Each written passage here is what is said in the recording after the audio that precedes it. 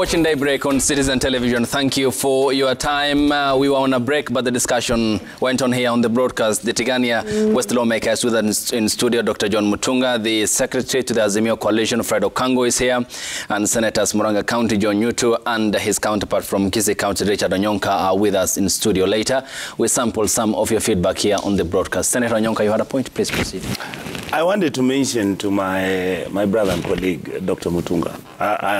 Before I came to the Senate, I used to work with him very closely in the Budget Committee. So he knows. Dr. Mutunga, what we are asking the KK Alliance, we are not fighting you. We are interrogating your first budget. So we don't know why most of you guys are bitter about it. Allow us to do our job. Our job is to oversight your government. Because you've been telling us how the opposition always fails, the opposition goes and signs handshake. That's why we don't want your handshake. What we want is to oversight you guys and look at the figures and details of where our country is. The point is this, Honorable Mutunga.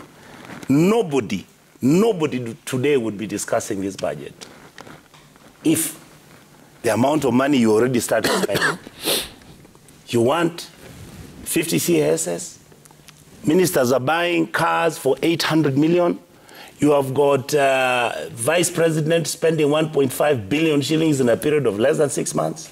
You have a president who you have just added another 2 billion on top of what State House is getting. The State House budget, well, we are going to interrogate it, might end up being 41 billion or something like that.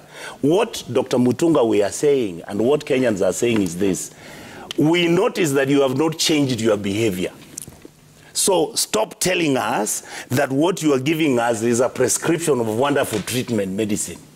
What we want is for you to reduce your wastage, for you to start acting that you understand that Kenyans are sick and tired of paying taxes. They do not get the right services. You know we have a problem with procurement. You know we have all these issues. And I believe, I'll tell you this, my colleagues here, what Kenyans want is, yes, get what you're asking for.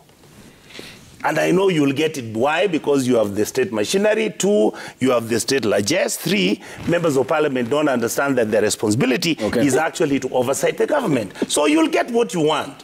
What we are saying is this. We will be interrogating you, and we will be looking at how you spend this money with a tooth comb.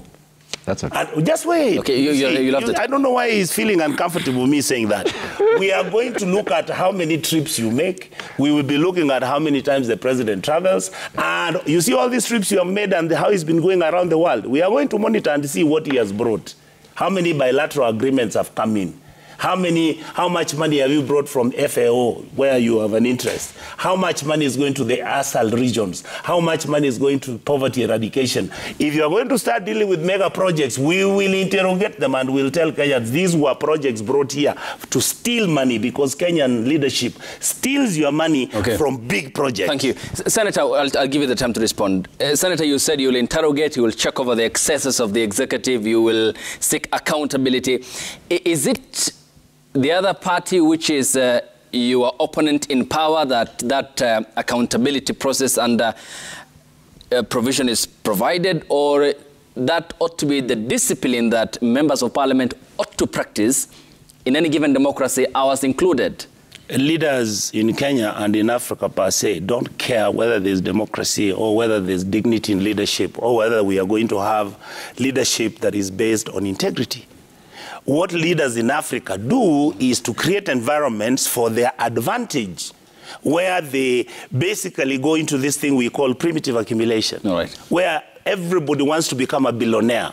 Once that happens, in fact, what some people are saying right now is that what is happening now, the fight, the borrowing, the taxes that are going up, is that people want to raise money for the coming elections. So that by the time in the next 2 to 3 years, you find that now there'll be nobody looking for money for elections, we are then into the campaign mode. So we are a country basically where we do not sit and look at the policies that have been written, that have been actually, in other words, most likely everything that Uhuru Kenyatta was doing, which was agreeable to Raila, to William Ruto, and to Uhuru, now everything is being thrown to the dustbin, and now we have to start new things again. And individually then, because you have expressed concern about the collective responsibility which is lacking according to you, individually then, were Azimio to form government, say the Kenyan people had accorded you the mandate hypothetically for this debate. True. And this was a sponsored bill by the Azimio coalition political party. Yes.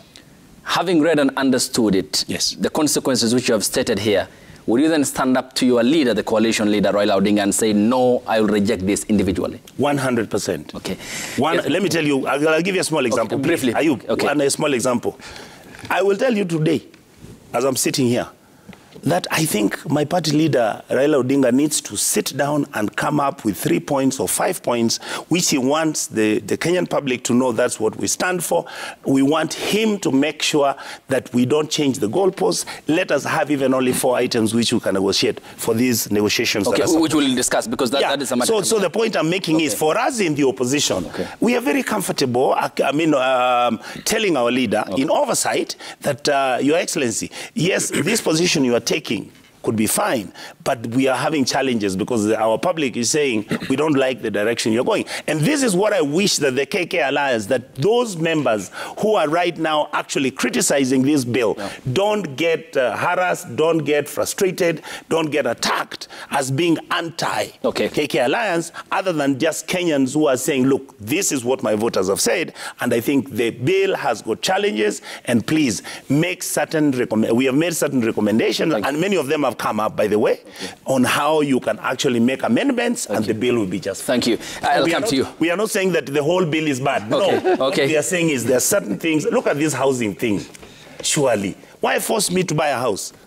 I have already, I want to say this, please forgive me, it's not about me as Richard Onyonka. Very many teachers went to their circles many years ago. They're struggling with their debts, with the apartments they have bought. Some of them in the rural areas they have bought, they have taken loans and everything. Why is the president not able to say, those who may want a house will allow you, please give us your 3%. Those who do not want, you don't have to pay. Okay. Senator Nyutu, yes. Earlier on you talked about tax collection, which is key in any dispensation, because government needs services delivered, and therefore the funding has to come from the very same populace that form that country. Sure. But there has been gross embezzlement of public funds in this country. Yes. The World Bank, for example, a report which had covered the period between 1990 and 2010, that is 20 years, the 10 years of President Moi and the 10 years of President Mwai Kibaki, both who are now deceased, had said more than 20 billion, more than that at that rate at the time, was siphoned out of the public coffers. Not talking about the offshore accounts that politicians in this country own outside Kenya. I mean, where is the prudence of the finances that the Kenyan people already pay, despite wanting to tax? How then would you prove to them that they will get service going forward, and that is the government's responsibility before you even tax them more? Thank you, Ayub. And I think we need to be very realistic. Because if then we say that Kenyans have completely lost confidence because of what has been happening in the past, that public resources have been embezzled or maybe spent in a way that was not very prudent, then are we saying that we should stop taxing Kenyans so that government can raise revenue? I think what we need to do, especially with this regime, we need to see what has been done in the most recent days. And maybe if not for anything else, at least use that to help build the confidence of Kenyans in government. I mean, when it was reported that there was a problem at KEMSA, I mean, the president swung into action, and, you know, there are people, heads rolled, and that is a fact. When immediately after that, we were told, or there were reports that there was a problem with some sugar that had been condemned, so to speak, and it had reportedly gotten its way into the market or into the shelves. I think the president again acted very fast. This is not what we have been seeing in past regimes. And so I think if we were going to look at maybe those two incidents, I think those should help in making our people build confidence in government. But before I exit from that question, Ayub, I think let us not create an impression that everybody, taxes are being raised. I mean, you are talking about 3% for the building fund from people that are salaried. You know, because listening to Senator Onyonka here, my friend, and listening to Okango here, you would think that Mama Mboga is told to pay 3% of what they earn. You would think that border operator, just a minute, Senator Onyonka. Let him finish. I'll give you the right to respond. You would think, just a minute. I'll hold him to account. I mean, yes, when they talk about raised taxes, I mean, it's like government is crumbling. It's like people will now not even have anything to spend. You would think that, I mean, taxes for everybody have been raised. It's about only those that are salaried. And Kenya Kwanza has decided that we are going to go on to a persuasion mission. And that is why actually no less than His Excellency the President has committed that he is going to call the leadership of NAT, the leadership of KUPPET, you know, KF, I mean, the employers. The employers. And try to convince them. And then the other thing that should be stated here is that actually public participation is still happening. Okay. And that is why the Finance Committee in the National Assembly is still receiving these petitions. Okay. Yes. Okay, so Senator, let me quote the President, and here is what he said in Busia County on Sunday. Those with pay slips, he said, are lying to those without pay slips because they don't want the housing fund levy deducted from their salaries. They want the jobless to continue struggling. Are you blaming employed Kenyans for unemployment as a government? No, not exactly. I think what he was... Then what do you mean when you say that this initiative only targets those who are salaried and with pay slips? What's the intended consequence if you deduct them? Where will that money go? This money, and of course it has been explained by many people. The PS Hinga has been in the media all the time. And there are many questions. The president himself, and you put him on his toes when you as a person. And I think he answered these questions very well.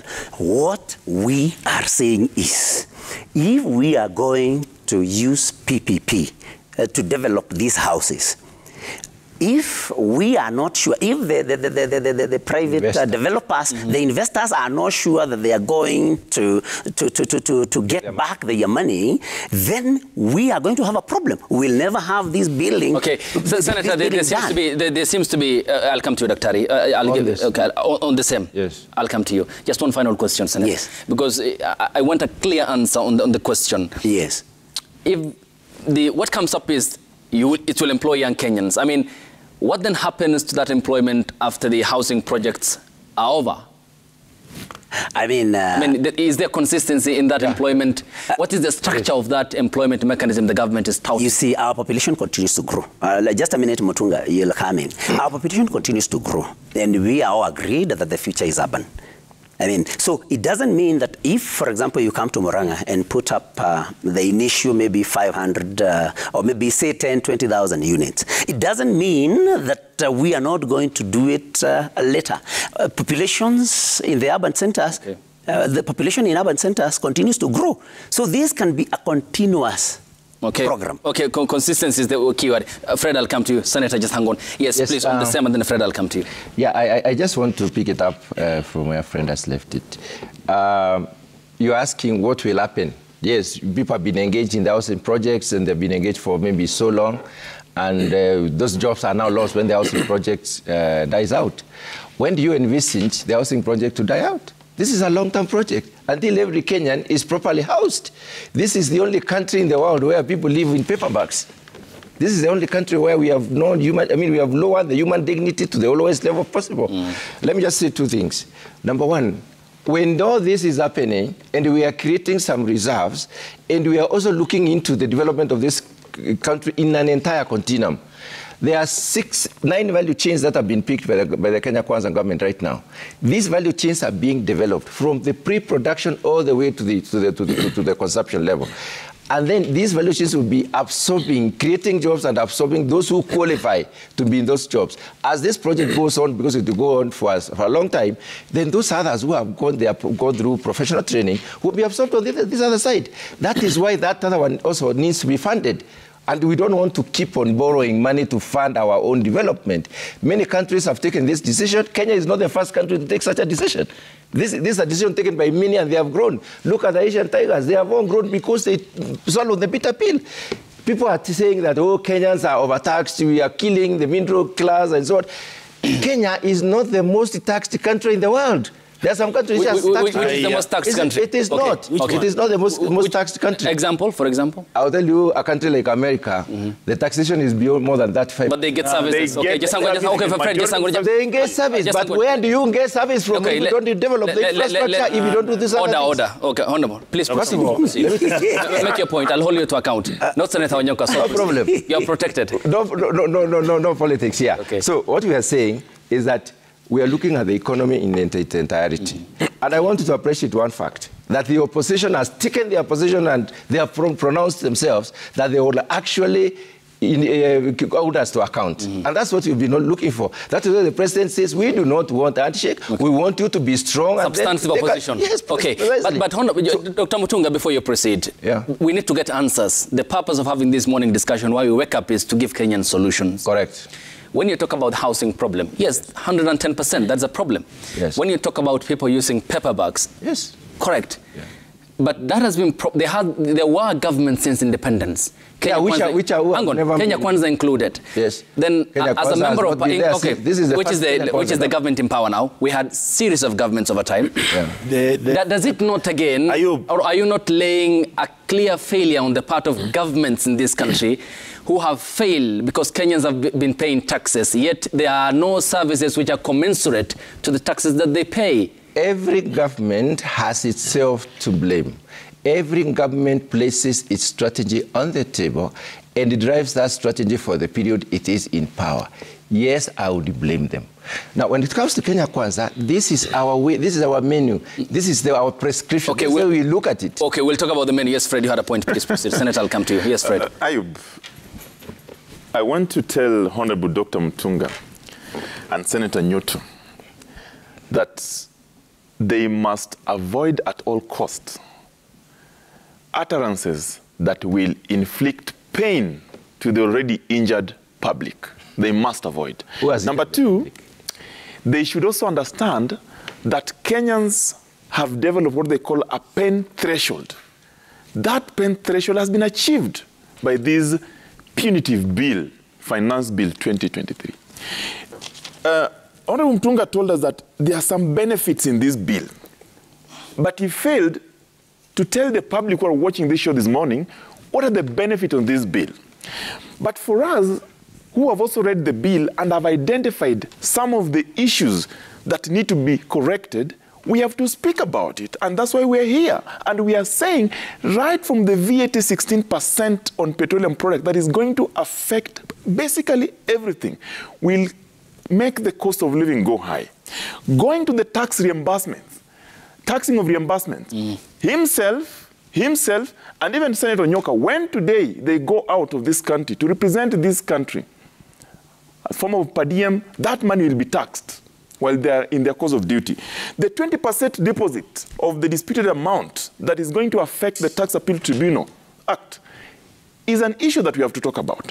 The 15% withholding that is affecting the majority of the young people that are now in the digital economy space, who are creative and innovative, from 5%, we must talk about it. These are people they call hustlers. They say they'll represent them. They are not.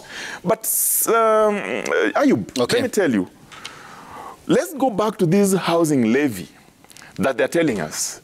When you interviewed Honorable Ruto, in that interview, he said that this is a patriotic contribution. His own PS, Hinga, has been saying this is a housing levy. The public have been telling them that you are making it compulsory. It is a tax. In Busia, you just mentioned that. Honorable Ruto said, now, this looks like a job creation scheme. From what he explained, you have just asked that, giving 20,000, I don't know, young people jobs through this construction of houses. They have been saying, if you don't want the houses, this is now a saving scheme. Honorable Ruto should fire all his communication advisors and hire new ones who can communicate to the public of what actually is the 3% on housing. Okay, okay, Fred, you proceed. Let me finish. I will draw distinctions here. because there seems to be instances in this country where the political class, both the government and opposition, all feed from the same trough. This is what Odinga said in the build-up to the campaigns and the elections in August last year. That is the coalition that you do represent. He said the housing project is a very good policy. I want to revive it, where an employee will be contributing 1.5% and the employer 1.5%. That will go into a pool of funds that can enable us roll out massive housing development in our country. I knew that. How would you have done differently? Let me tell you. Yes. Let me tell you before I donate my 2 minutes to Senator Nyonka. Raila Odinga has been a minister of public works and housing in this country.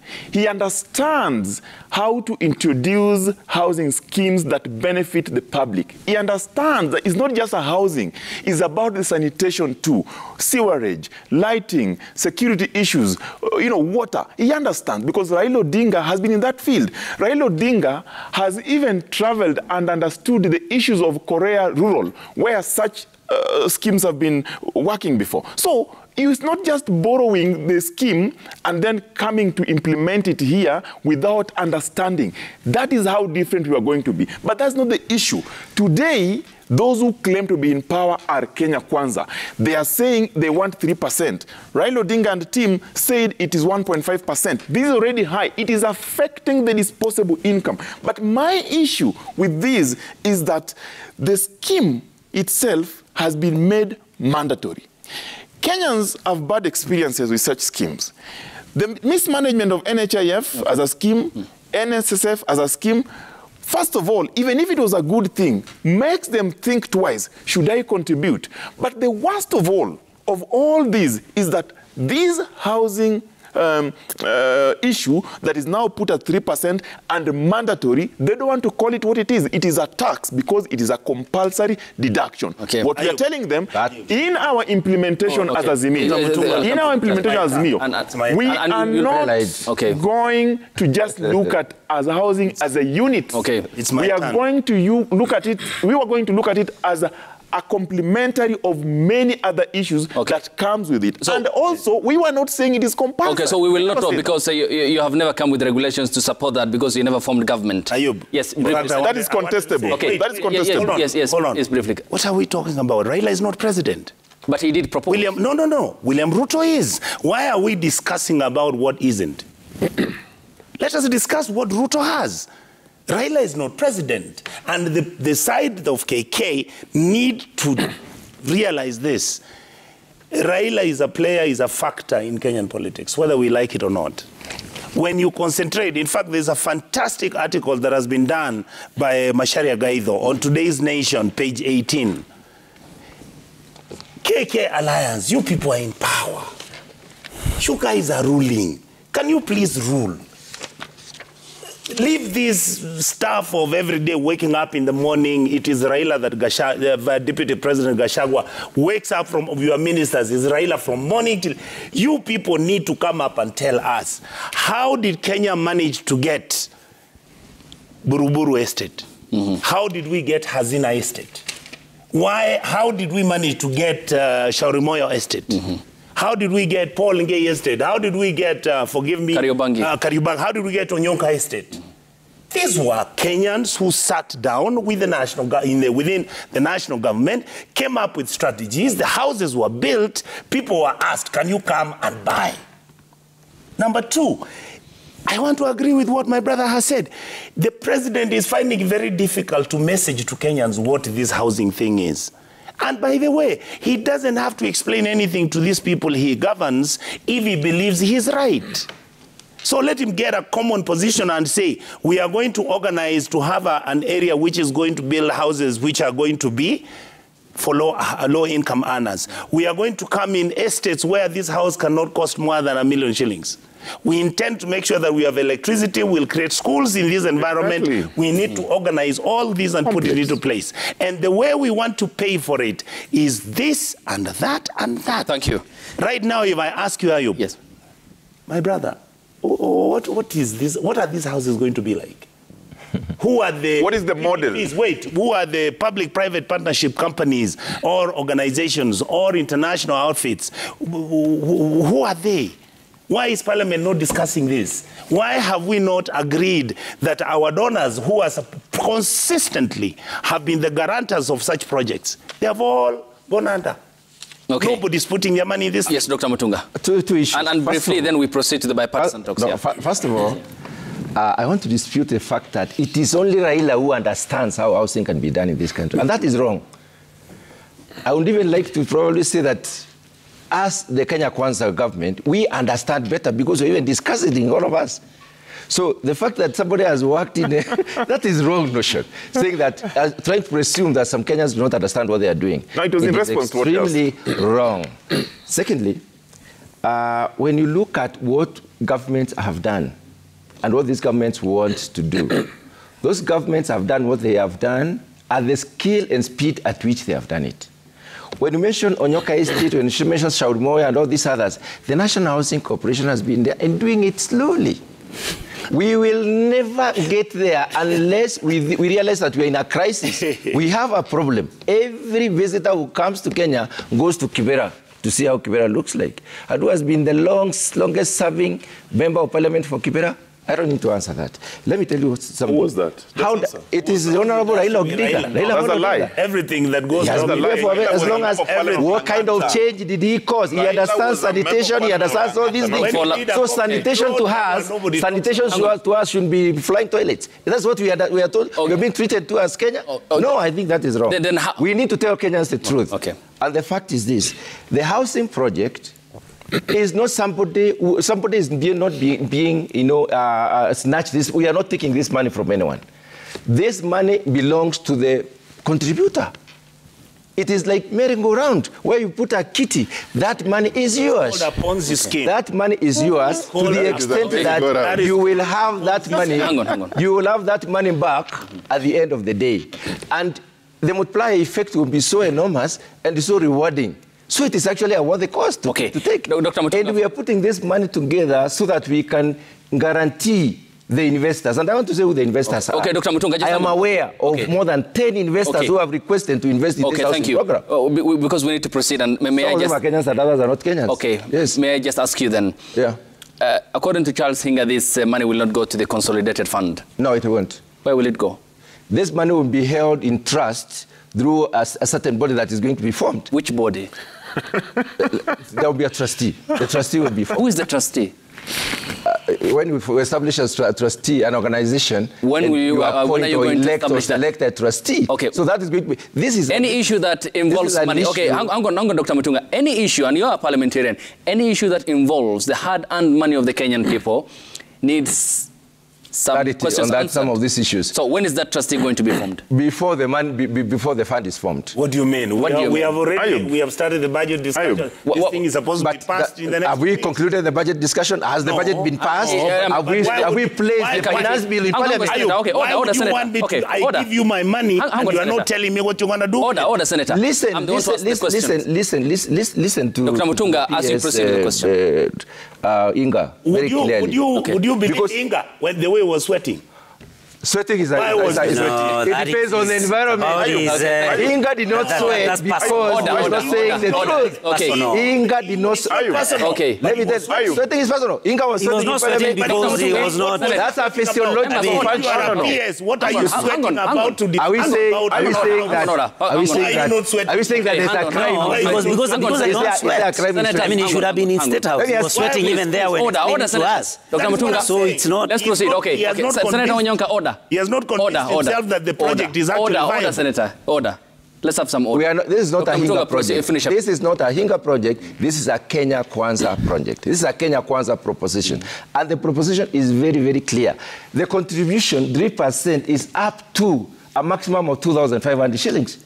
So most people can afford 2,500 shillings. Oh, no. This friends of mine here would spend more than 2,500 every evening. Okay, let's now proceed. We in other ways than help another Kenyan get a house. You have made your case, though some unanswered questions. That's exactly why we proceed about ourselves. Where are the savings of Hasra Fund? Where are they kept? Where are the savings of Hasra? Let's have some order. I'm the driver of the show.